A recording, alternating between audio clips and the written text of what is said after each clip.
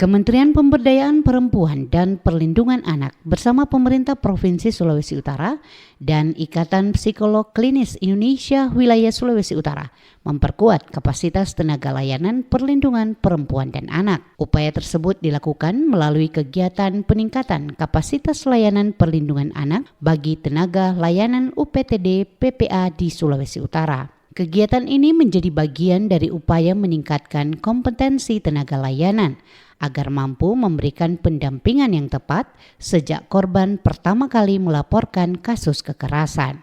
JF Perencana Ahli Madya pada Deputi Bidang Perlindungan Khusus Anak Kementerian PPA, Dianawati Lasmindar mengatakan UPTD PPA memiliki posisi strategis karena menjadi salah satu layanan yang paling dekat dengan korban. Menurutnya, tenaga layanan harus memahami alur penerimaan laporan dan langkah penanganan secara tepat karena proses awal sangat menentukan tahapan pendampingan berikutnya. Tentu penting mengapa SDM ini harus penting dikuatkan dari bagaimana mereka nanti penerimaan awal saat menerima kasus, karena begitu mungkin terima korban yang nangis-nangis mereka harus apa first step-nya, setelah itu mungkin rujukan seperti apa. Nah, mengapa menjadi penting agar SDM ini mereka tahu alurnya seperti apa yang harus dilakukan, sehingga karena pasti gini, pada saat kita punya masalah, langkah awal atau penerimaan yang awal diterima oleh korban itu adalah langkah untuk menentukan langkah selanjutnya. Jadi, Dianawati menambahkan, tenaga layanan tidak hanya membutuhkan kompetensi teknis, tetapi juga kepedulian dan empati dalam menghadapi korban.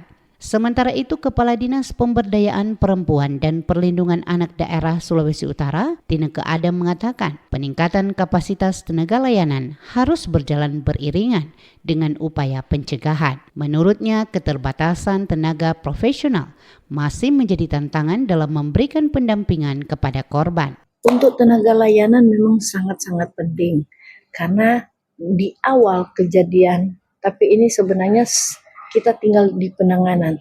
Yang sebenarnya terpenting itu sebelum terjadi sebenarnya harus ada antisipasi dan tindakan pencegahan. Tetapi setelah penanganan, ini tenaga-tenaga layanan yang ada di UPT seperti kami di provinsi memang masih sangat terbatas. Kami masih memerlukan beberapa tenaga seperti tenaga psikolog. Itu masih kurang. Terus tokoh-tokoh agama. Berdasarkan data DP3AD Sulawesi Utara, tercatat 101 kasus dengan 133 korban yang terdiri atas 40 korban perempuan dan 93 korban anak. Tineke menegaskan penanganan kasus tidak dapat dilakukan pemerintah seorang diri. Kolaborasi dengan aparat penegak hukum, psikolog, tokoh agama, sekolah, orang tua, dan lingkungan masyarakat dinilai penting dalam memperkuat perlindungan sekaligus mencegah terjadinya kekerasan terhadap perempuan dan anak. Di sisi lain, Kepala UPTD PPA Sulawesi Utara Marcel Silo mengajak masyarakat segera melaporkan apabila mengalami atau mengetahui kasus kekerasan terhadap perempuan dan anak. Masyarakat juga dapat menghubungi call center Sapa 129 pada nomor 021 129 atau layanan WhatsApp UPTD PPA Sulawesi Utara di nomor 0851 5053 7400. Korban perempuan dan anak bisa datang langsung ke kantor UPTD PPA Provinsi Sulawesi Utara yang beralamat di Tikala, Kota Manado, tetapi juga ada di UPTD di setiap kabupaten kota itu sudah hampir semuanya sudah terbentuk. Nah, kemudian kanal yang kedua yang tidak langsung itu bisa secara online.